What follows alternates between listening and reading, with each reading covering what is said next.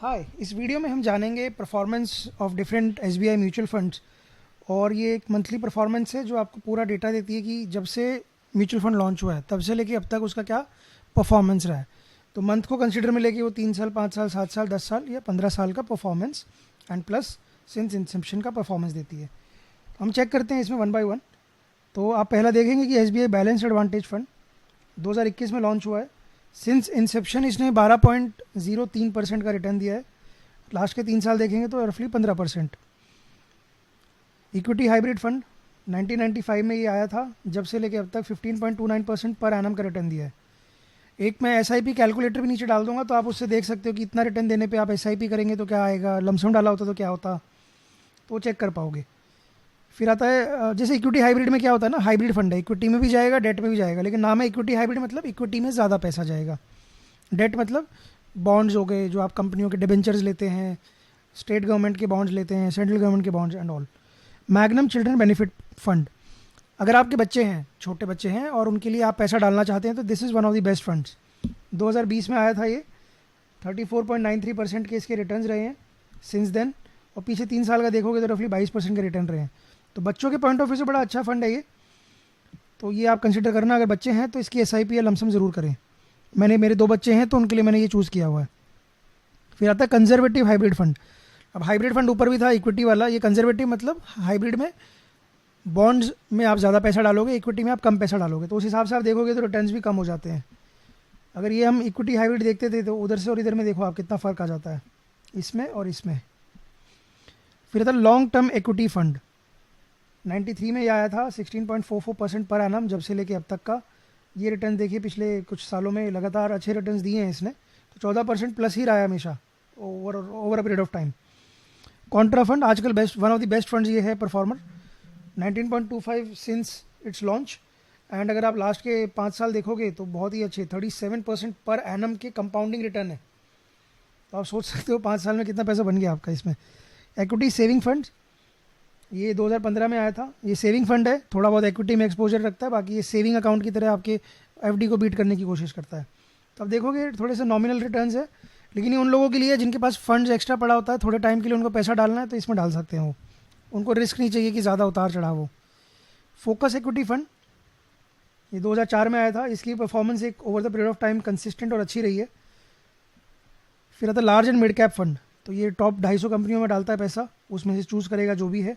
ये भी 93 में आया था, 14.96% पर एनम के रिटर्न्स रहे हैं सिंस इंसेप्शन। और पीछे 5 साल में इनके अच्छे रिटर्न्स रहे हैं।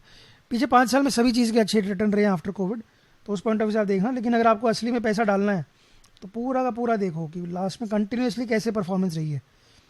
बाकी ये चेंज भी हो जाती है, ऐसा नहीं है कि पास्ट परफॉर्मेंस जो रही है वही फ्यूचर में रहेगी। ब्लू चिप फंड टॉप कंपनियों में डालता है, निफ्टी 50 जैसी कंपनियों में। 2006 में आया था, 12.15% पर एनम के रिटर्न्स है। और आप इसका रिटर्न देखते हो, जैसे आपके पास ना कम पैसा डालने का है तो आप एग्रेसिव फंड चूज़ करोगे जो आपका एप्रिसिएशन बना के दे, ग्रोथ दे आपके फंड्स को। आपके पास अच्छा खासा पैसा है तो आपका काम है कि उसको प्रोटेक्ट करके रखूँ और फिर ग्रो करूँ। तो आपको एफडी से अच्छा रिटर्न चाहिए, टैक्स कम चाहिए तो आप इधर आओगे। लेकिन आपका जैसा माइंडसेट है और जो आपका करियर का प्रोग्रेशन है और जो आपका गोल है उसके हिसाब से आप फंड चूज़ करोगे। क्योंकि डज नॉट मीन अगर किसी को बैलेंस एडवांटेज में डालना है तो बिल्कुल डालेगा वो, उसको अच्छा परसेंट लग रहा है इधर, वो नहीं डालेगा कॉन्ट्रा फंड में, लार्ज एंड मिड कैप में। तो उस तरीके से डिसाइड होता है। अगर आप अपने बारे में जानना चाहते हैं तो मुझे कमेंट में लिखना, I will guide you something. अगर आपको कुछ डाउट है तो पूछ लेना मेरे से कि मैं इसमें डालूँ या इसमें डालूँ, कौन सा अच्छा है।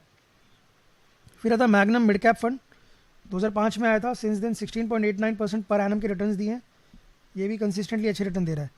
मल्टी एसेट एलोकेशन फंड, ये अलग अलग एसेट्स में डालता है, स्टॉक्स में, बॉन्ड्स में, गोल्ड में, रियल इस्टेट, रीट्स होती हैं जो, उसमें 2005 में आया था, 9.46%। Since then it is giving एक कंसिस्टेंटली ठीक ठीक रिटर्न दे रहा है, मोर देन एफडीज।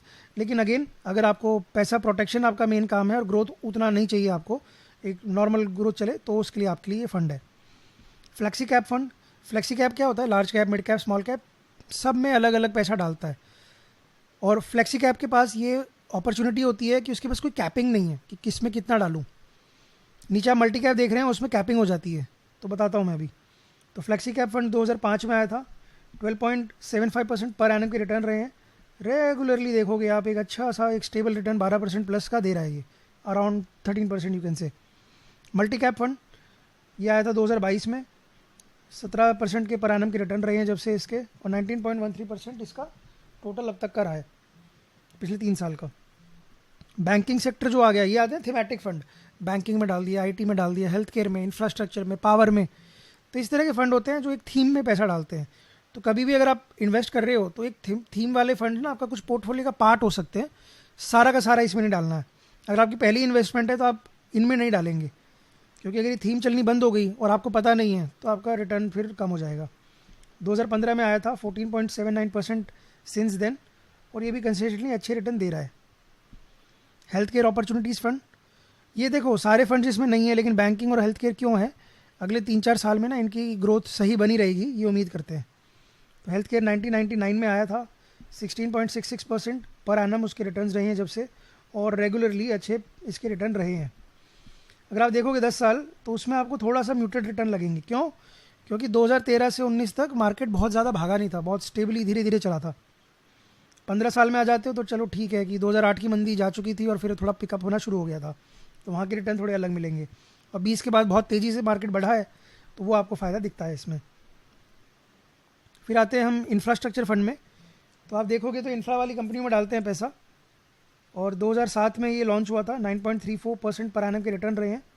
पीछे गवर्नमेंट की एक स्कीम रही है जिसमें उन्होंने इंफ्रा में काफ़ी अच्छा इन्वेस्टमेंट करा है, पूरे देश में हम देख सकते हैं, तो उसका बेनिफिट इसको मिला है। ये भी थीमेटिक फंड हो गया। फिर आता है टेक्नोलॉजीज़ अपॉर्चुनिटीज़ फंड, नई टेक्नोलॉजीज़ में डालना।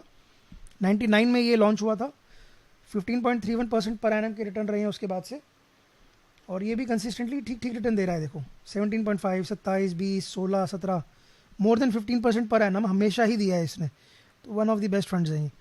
स्मॉल कैप फंड थोड़ा रिस्की होता है स्मॉल कैप, क्योंकि जब मार्केट नहीं चलेगा स्मॉल कैप सबसे पहले गिरते हैं, और ये 30-40% तक गिर जाते हैं। लेकिन जब ये ग्रोथ करते हैं तो ऐसी एग्रेसिव ग्रोथ भी करते हैं। तो ये 2009 में आया था, 19.62% पर एनम के रिटर्न रहे हैं सिंस देन, और आप देखोगे कंसिस्टेंटली अच्छा ही रिटर्न इसने परफॉर्म किया है। तो इसको आप अपने पोर्टफोलियो में, अगर आप एग्रेसिव इन्वेस्टर हो तो इंक्लूड कर सकते हो। तो इस वीडियो के लिए इतना ही अभी। अगर आपको अच्छा लगे तो लाइक ज़रूर करें वीडियो को, और अगर आप सब्सक्राइबर नहीं हो तो प्लीज़ सब्सक्राइब।